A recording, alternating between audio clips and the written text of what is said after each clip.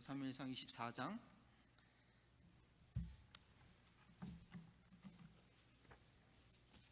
4절과 5절 한 목소리로 제가 먼저 4절 읽겠습니다. 5절 읽으시면 되겠습니다.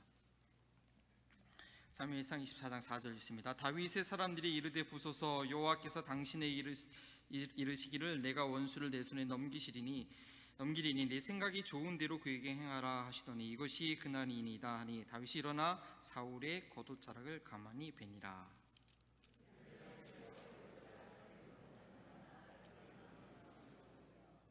네, 그 다음에 26장 9절하고 10절입니다. 26장 9절 말씀을 제가 읽겠습니다. 10절 읽으시면 되겠습니다. 다윗이 아비새에게 이르되 죽이지 말라. 누구든지 손을 들어 여호와의 기름 부음 받은 자를 치면 제가 없겠느냐 하고,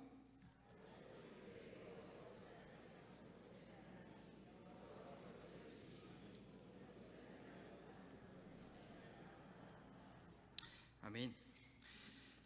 제가 아이들이 아침에 잘 일어나지 못하는 경우가 있죠, 그렇죠? 네, 그래서 어떻게 효과적으로 잘 깨우십니까? 저희 아이들을 보면서 근데 한 가지 놀라운 사실을 발견했습니다. 아이들이 잘 못 일어나는 경우에 저는 좀 이렇게 약간 무리한 방법을 쓰는데, 이렇게 물이 나오는 스프레이 있지 않습니까? 그거를 얼굴에다 살짝 뿌려주면 자고 있다가 차가워서 이제 깨는 경우가 있습니다. 근데 어느 날에는 뿌리는 대로 안 일어나는 거예요. 막 피곤했나 봐요.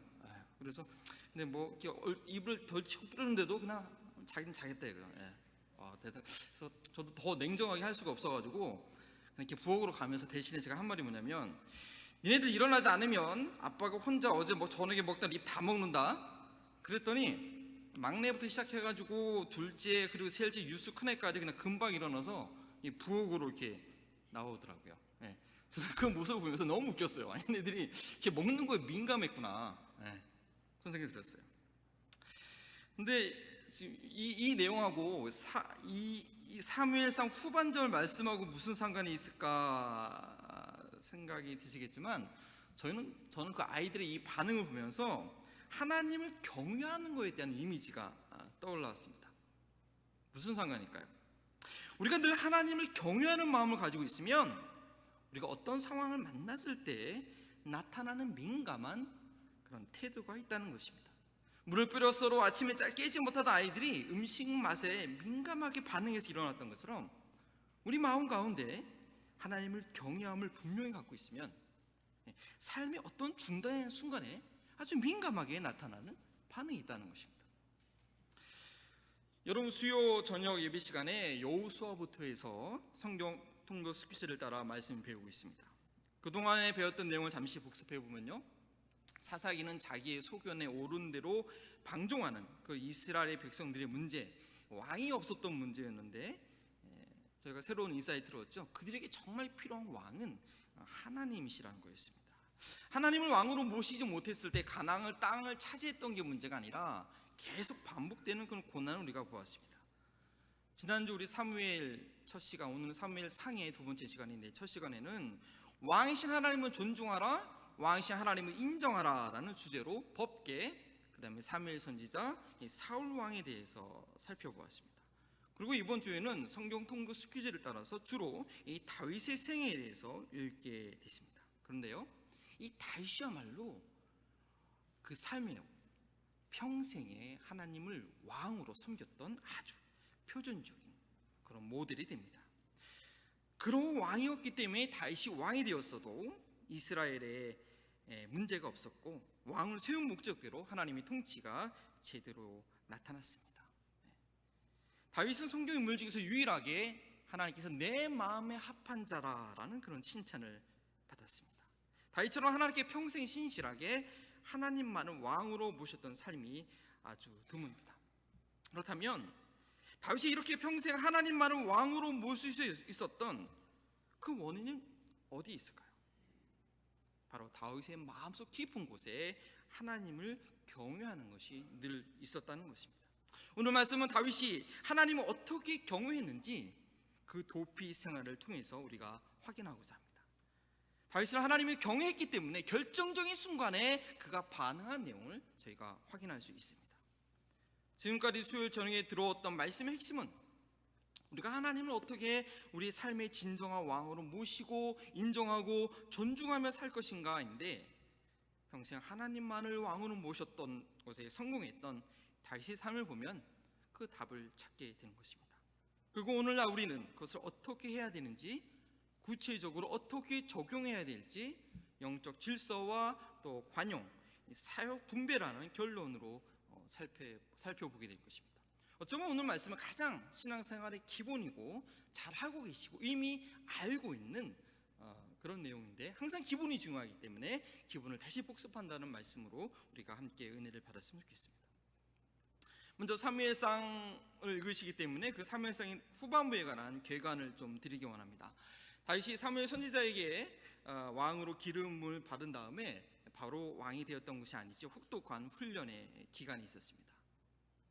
골리앗은 물리치고 사울은 천천히요, 다윗은 만만이다 라는 이 말이 누구의 마음에 팍 꽂혔죠? 사울 왕의 마음에 꽂혔습니다.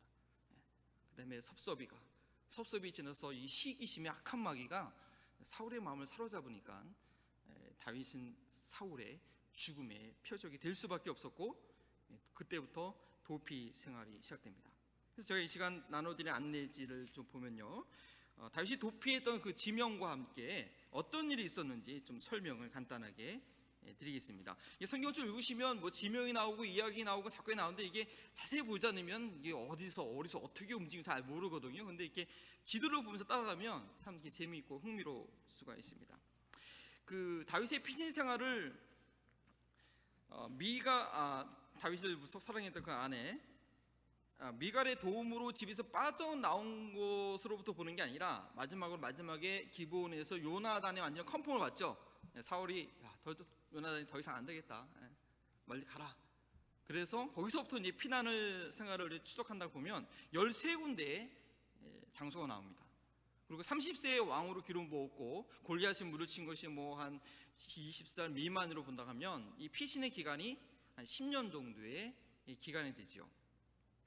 그리고 이 기간을 좀 나눠보면 제1기는 혼자에서 이제 무리가 되었던 그런 기간이 있고요, 제2기는 유다 광야 기간이 있고, 제3기는 블레셋으로 망명한 그런 3기로 나눌 수가 있습니다. 첫 번째 제1기는 그 요나단과 헤어지고 어디로 갑니까? 노비라는 곳으로 갑니다. 제사장 아비에델 제사장이 있던 노비로 가죠. 거기에서 아비에델 제사장한테 떡과, 너무 배고프니까 떡과 놀라운 걸 봤죠. 그 골리앗의 칼을 거기서 얻게 됩니다. 그리고 이제 목숨이 급하니까 바로 블레셋의 가드 지역으로 하나 더 넘겨주시면 됩니다.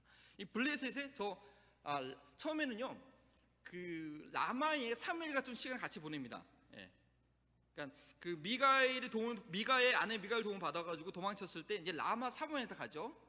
그동안 어려운 얘기를 하고, 그리고 기브아에서 요나단을 만난 다음에 이제 노브로 갑니다. 노브에서 아비에델 제사장을 통해서 이 골리앗을 물렸던 그 칼을 얻고 곧바로 블레셋으로 멀리 도망갑니다.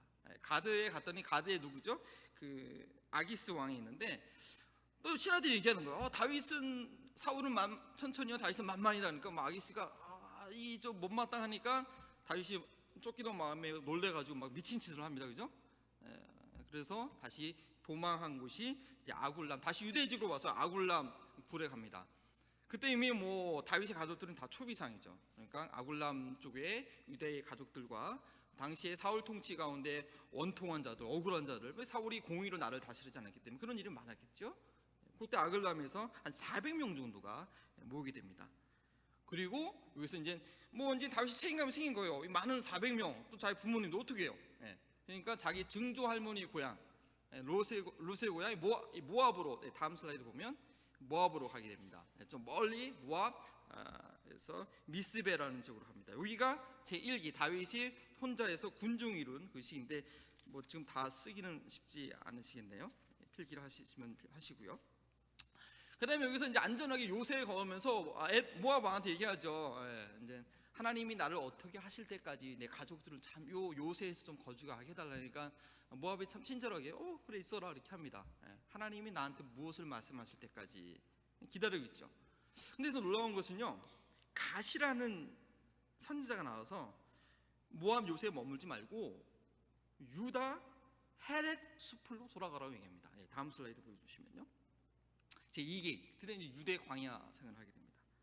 다음 슬라이드 보시면 유다 헤레 숲을 안전한 곳에 있지 못하고 어느 그곳으로 가게 되죠.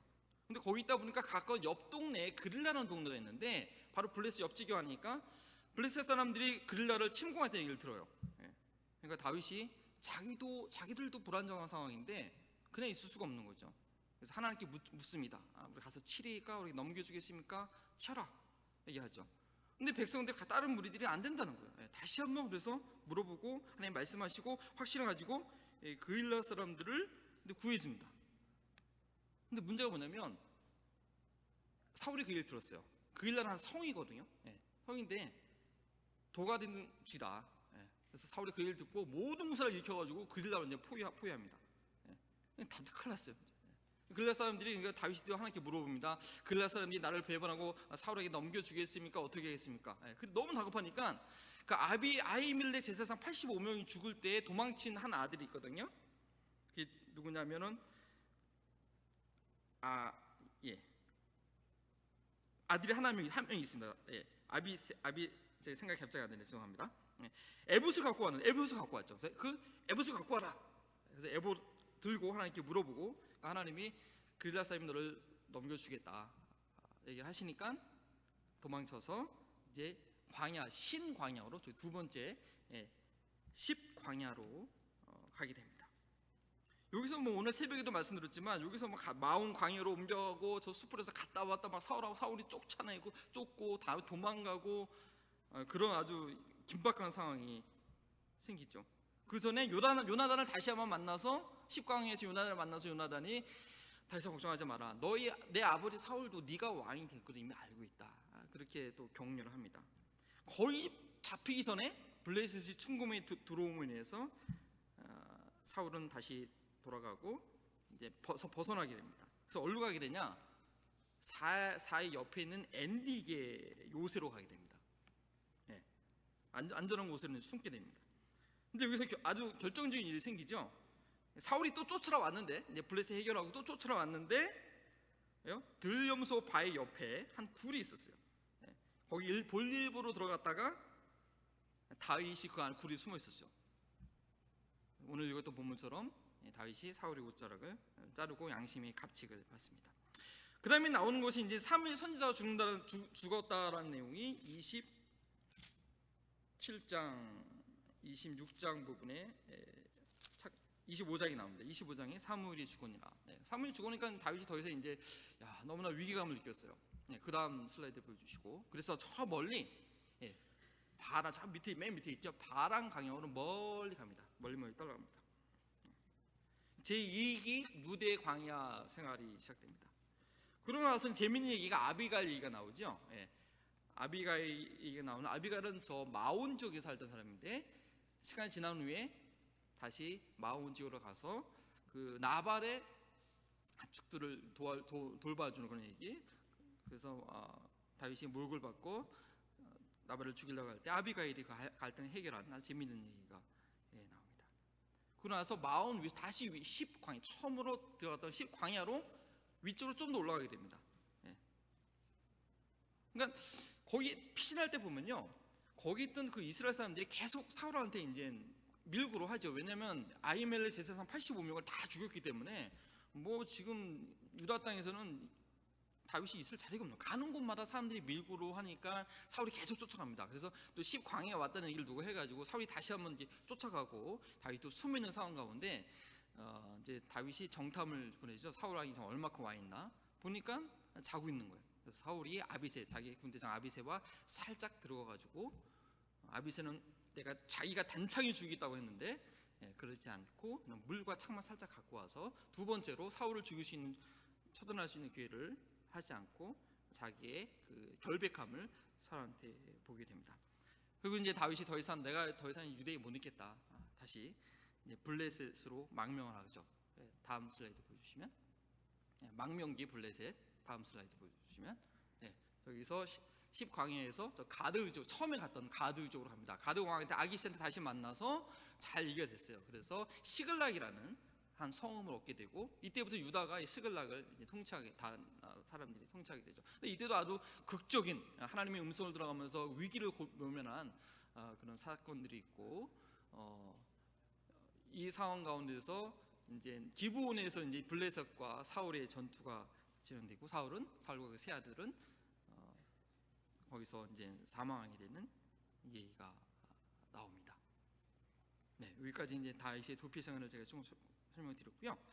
다윗의 도피 기간 중에 있었던 일들은요, 자세히 보시면 오늘날 우리에게 줄 수 있는 영적 교훈들이 참 많이 있습니다. 예, 그냥 넘어가지 마시고 다윗이 어떻게 도피하고 어떻게 하나님의 음성을 듣고 어떻게 하나님을 의지했는지. 근데 여기 기억나세요? 이 책이 다윗과 함께 친구 되어 2년 전 저희가 퀴티즈 만든 건데요, 사무엘상 하 다윗의 이야기만 갖고 퀴티즈 만들었습니다. 제가 다시 한번 보니까 내용이 너무 좋아요. 우리 교회 누수 교육자들이 참 잘 쓰였어요. 그래서 혹시 이거 아직도 갖고 계신 분들은요, 성경 통독하시면 같이 읽어보시고, 혹시 없는 분들은 사무실에 몇 권 비치되어 있으니까 뭐 요청하면 아마 얻을 수 있을 것 같습니다. 돈을 뭐 내야 될지는 모르겠지만 지난번에 2부씩 받았거든요.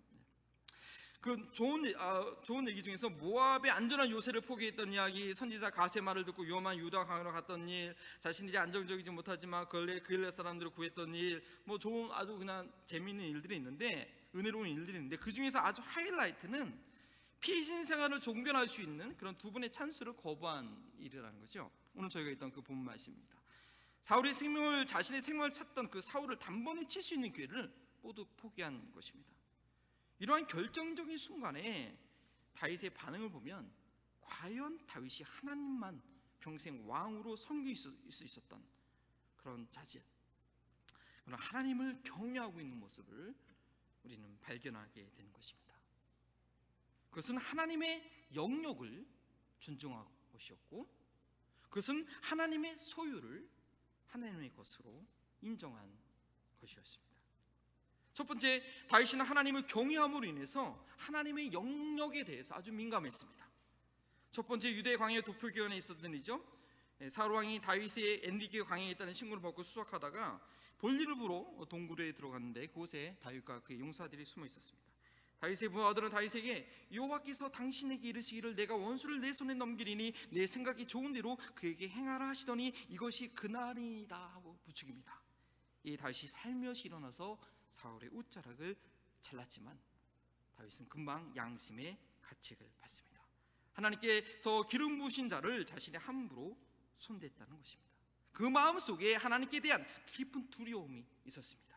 단지 사울의 옷자락을 잘랐을 뿐인데도 그 시도조차 자신에게 엄중한 경고가 되었습니다. 그 양심에 빨간 불이 들어온 것입니다. 이것이 바로 하나님을 경외하는 자의 모습입니다. 사울에게서는 전혀 찾아볼 수 없는 그런 모습이죠. 사울은 자신에게 동조하지 않았던 이유로 여호와의 기름 부은 제사장 85명을 한 자리에 죽입니다. 그가 이렇게 한 것은 처음부터 하나님을 경외하는 마음이 없었고, 그렇기 때문에 하나님의 영역에 대한 민감함이 없었기 때문입니다. 왕이 된 지 2년째에 블레셋과의 전쟁에서 먼저 하나님께 제사를 드려야 하는 그런 상황 가운데 있어 사무엘이 늦어지죠. 늦게 오죠. 막 다급해서 백성들은 막 흩어지고 막 다급해졌어요. 그거 어떻게 해요? 그 영역을 뛰어넘죠. 자기가 제사를 드립니다. 상황이 다급해지니까 자신이 넘지 말아야 될 경계선이 아주 희미해진 것입니다. 다윗은 어땠습니까?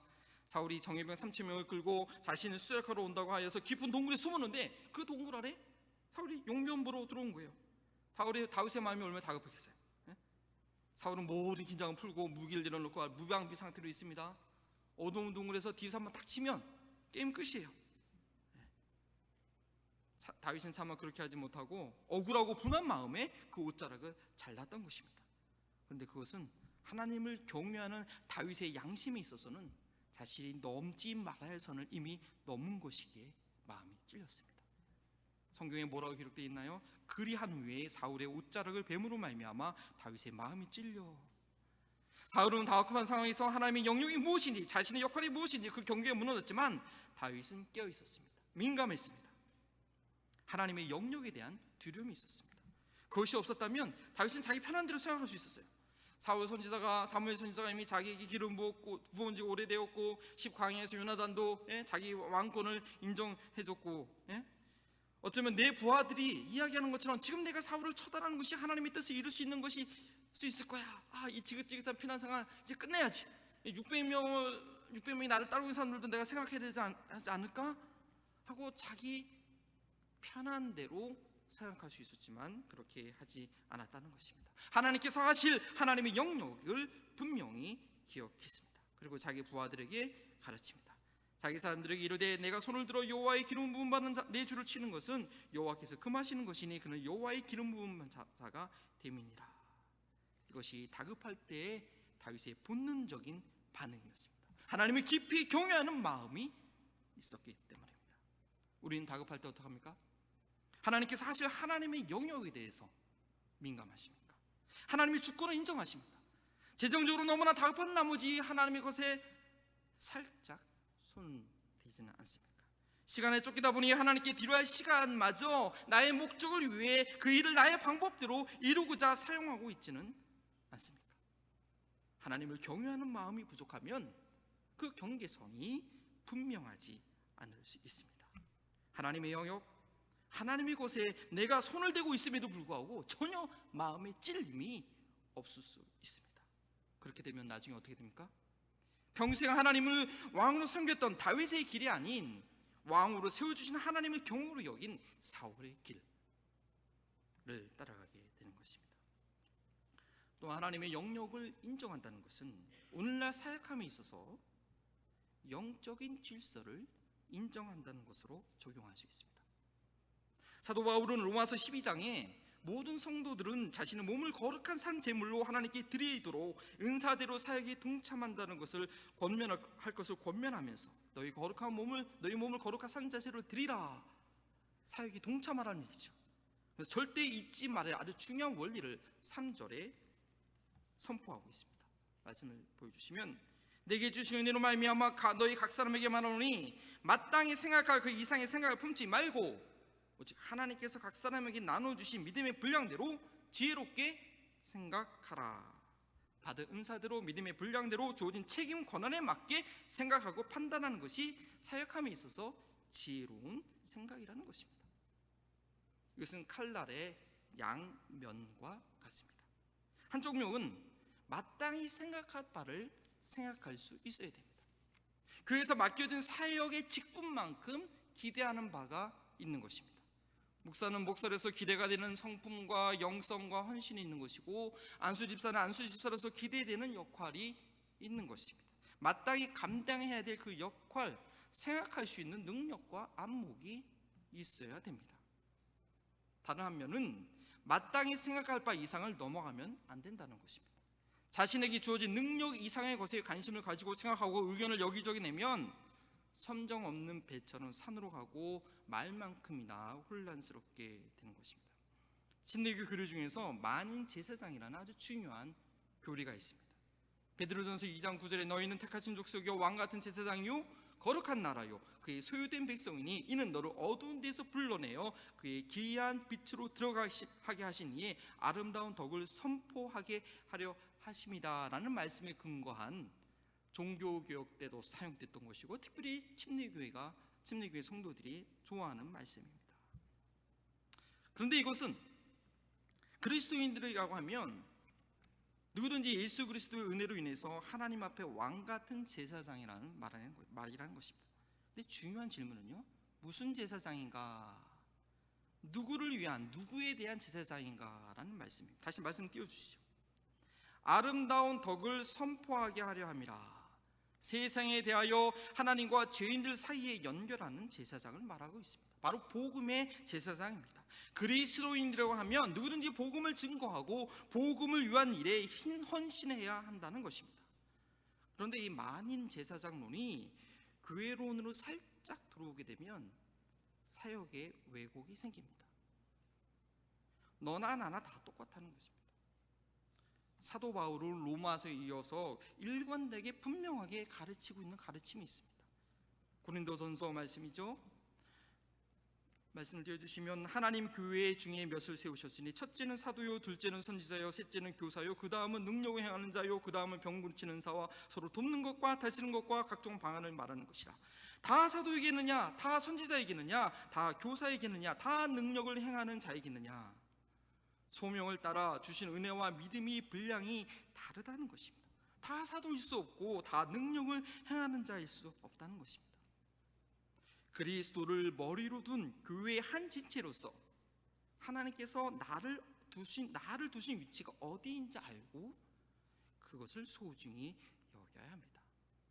누슨교회가 40년 동안 하나가 되어 은혜롭게 성장한 것은 바로 이렇게 말씀을 바로 알고 실천하는 분들이 곳곳에 숨어 계시기 때문입니다. 반면에 하나님을 경외하는 마음이 없는 이들은요, 교회 직분을 계급처럼 생각하기도 합니다. 사도 바울은 에베소 교회에 성도들이 어떤 공동체의 삶을 살아야 하는지 설명한 후에 남편과 아내의 관계를 설명하면서 양쪽 모두에게 적용되는 아주 핵심 구절 하나를 넣었습니다. 바로 에베소서 5장 21절인데 그리스도를 경외함으로 피차 복종하라.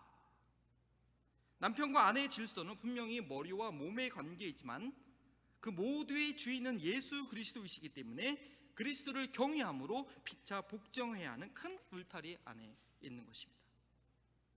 다윗처럼 하나님을 경외함이 없으면 교회 안의 질서를 계급으로 이해하는 그런 엉뚱한 일이 발생합니다.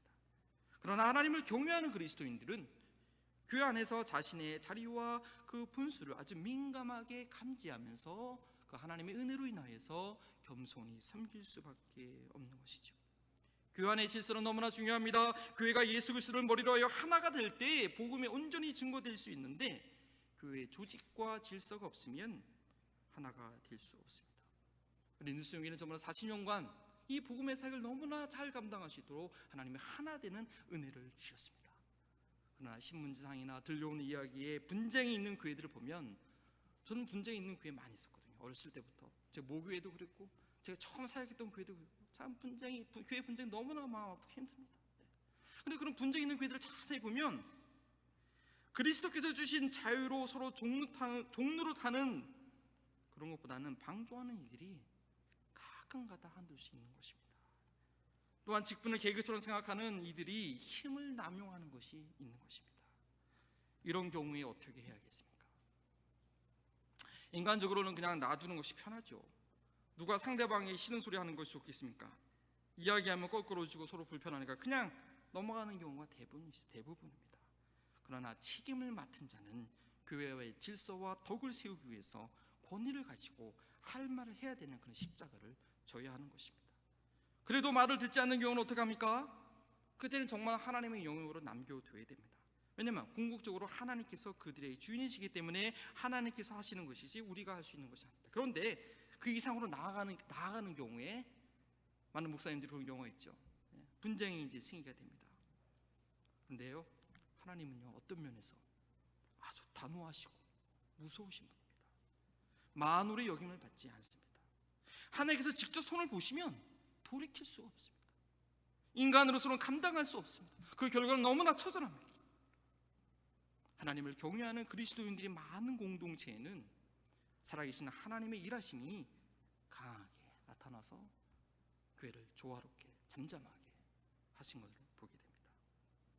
그래서 그 결과가 두렵기 때문에 관계가 조금 껄끄러워진다 할지라도 영적인 질서를 지키지 못하고 방종하는 제들에게 하나님을 경외함이 없어서 직분을 계급처럼 생각하는 이들에게 단호하게 말하게 되는 것입니다. 그래서 두 번째, 하나님을 경외하는 다윗은 하나님의 것에 대해서 민감했습니다. 그는 특별히 하나님께서 기름 부으신 것에 대한 두려움이 있었습니다. 그것이 거의 용도 폐기가 된 그런 가까운 상대에 이른 것이 할지라도 하나님께서 기름 부으셨다면 마지막까지 하나님의 소유이며 하나님께서 처리하실 것이기 때문에 자신이 함부로 하려고 하지 않았습니다. 거룩이라는 개념은요, 하나님의 것을 위해 따로 구분해 놓았다는 것입니다.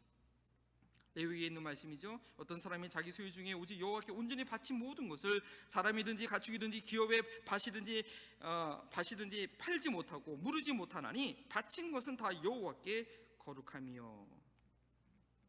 그래서 구약시대에 제사장과 선지자와 왕을 구분하여 하나님께 속한, 하나님께서 친히 일하시는 도구라는 것을 표시하기 위해서 특별히 세 직분자에게 기름을 부었습니다.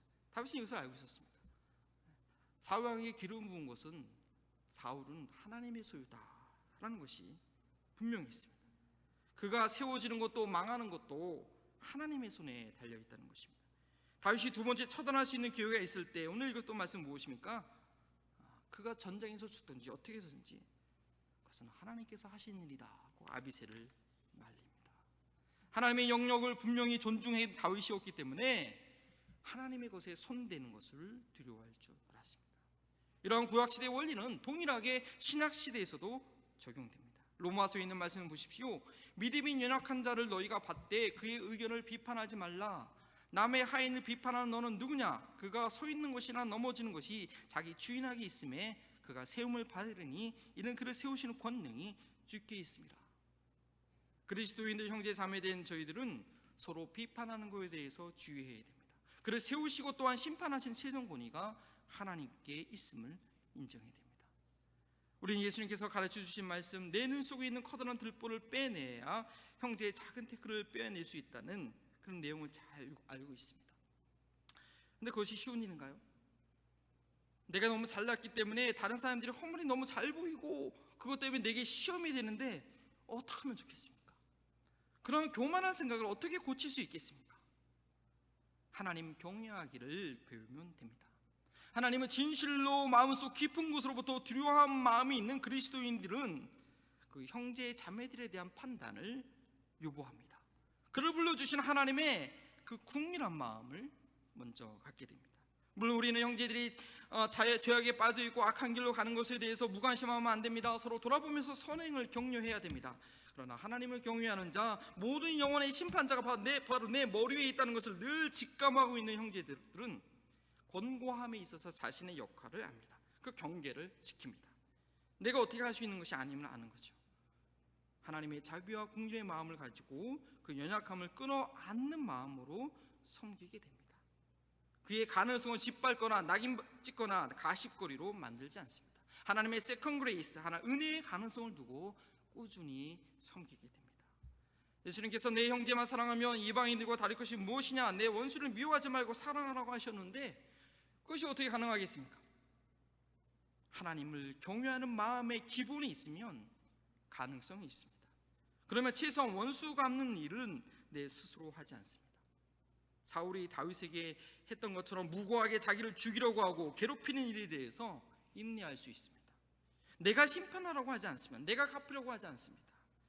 내 사랑하는 자들아, 너희가 친히 원수 갚지 말고 하나님의 진노하심에 맡기라. 기록되었을 때 원수 갚는 것이 내게 있으니 내가 갚으리라. 주께서 말씀하시니라. 이것이 다윗처럼 하나님을 경외하는 사람이 갖는 인간관계의 지혜이며 가장 억울하고 가장 답답한 상황에서 본능적으로 반응하는 태도라는 것입니다. 하나님을 진정으로 경외하는 분들, 하나님께 예배드리는 것을 중시하고 최선을 다하시는 분들을 보면 사람들과의 관계에 있어서 너그럽고 겸손한 것을 볼 수 있습니다. 사무엘하 7장 16절에 다윗은 하나님으로부터 다음과 같은 약속을 받습니다. 내 집과 내 나라가 내 앞에서 영원히 보존되고 내 왕위가 영원히 견고히 하리라. 그런 약속을 받았습니다. 그렇기 때문에 이스라엘 남북의 분열 왕국 가운데서도 유다 민족은 계속 다윗의 혈통의 왕들이 세워지게 되고 포로기 이후에도 결국에는 다윗의 자손 예수 그리스도를 통해 하나님의 통치와 그 영원한 나라가 지금까지도 계속해서 세워지고 있습니다. 어떻게 이런 놀라운 복을 받았습니까? 다윗이 어떻게 그의 평생에 또한 그의 후손까지 영영이 복을 누리는 은혜를 받았습니까? 왕인 다윗이 하나님 말을 평생 왕으로 섬겼기 때문입니다. 하나님을 경외했기 때문입니다. 하나님을 경외하는 모습은 하나님의 영역을 넘어서지 않고 하나님의 것을 존중하는 모습에서 발견되었습니다. 이것은 오늘날에도 마찬가지입니다. 하나님의 것을 인정하고 구분하여 드리는 삶, 그것은 하나님을 경외하고 철저히 그분을 의지할 때 가능합니다. 신앙생활에 있어서 영적인 질서를 지키는 건 그것은 그리스도를 경외함으로 서로 복종하며 자신보다 부족해 보여도 다른 이들에게 주어질 은사와 역할을 인정해 주는 것입니다. 형제 자매들을 쉽게 판단하지 않고 너그럽게 용납해 주는 것으로 나타납니다. 이것을 실천하는 구체적인 모습은 무엇이겠습니까? H29 훈련을 받으신 분들은 네 번째 손가락이 무엇인지 아실 것입니다. 무엇이죠? 네 번째, 제일 약한 손가락. 사역 분배입니다. 하나님을 경외하며 영적인 질서를 잘 지키는 분들은 사역 분배를 성경적인 원리대로 확실히 할 수 있는 영적인 근거와 기본이 되는 분들입니다. 왜 사역 분배를 못합니까? 왜 과감하게 일을 나누지 못합니까? 그 의식의 뿌리를 가만히 들춰보면 하나님의 영역을 인정하지 못하기 때문입니다. 하나님께서 일하심을 믿지 못하기 때문입니다.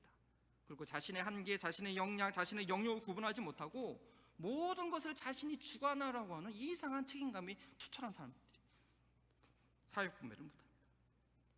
사역 분배를 잘 하시는 분들은 사역은 모든 하나님의 사람들이 같이 해야 하는 하나님께서 하시는 일이라는 그런 확신이 있습니다. 사역 분배를 하는 것은 하나님의 일과 하나님의 영역을 인정하는 그런 경외함이 있는 것입니다. 사역을 통해 자신의 이름이 드러나는 것이 아니라 모든 분들을 사용하시는 하나님의 역사를 높이게 되는 것입니다. 그거 아십니까? 느송교에서는요, 한 사람이 10가지 일을 하는 것은 뭐라고 얘기하느냐? 파멸에 이르는 육체의 일이다. 그리고 한 사람이 할 수 있는 일을 10사람이 하는 것이 바로 사역의 열매라고 합니다. 알고 계셨나요? 하나님의 일을 하나님의 일되게 하려고 하는 그 하나님을 경외하는 마음은 사역 분배하는 사역의 태도에서 발견될 것입니다. 기도하시겠습니다. 하나님, 내 마음의 합한 자라고 인정해 주셨던 그 다윗의 고난의 삶을 통해서 하나님께서 그를 왜 인정하셨는지 저에게 다시 한번 말씀해 주시니 감사합니다. 하나님을 경외하는 자, 그는 하나님의 영역에 대해서 민감하고 하나님의 것을 인정하는 자가 되었습니다. 이 신앙의 기본을 다시 한번 확실히 붙잡을 수 있는 저희 모두가 되게 하여 주옵소서. 감사하며 예수 그리스도의 이름으로 기도합니다.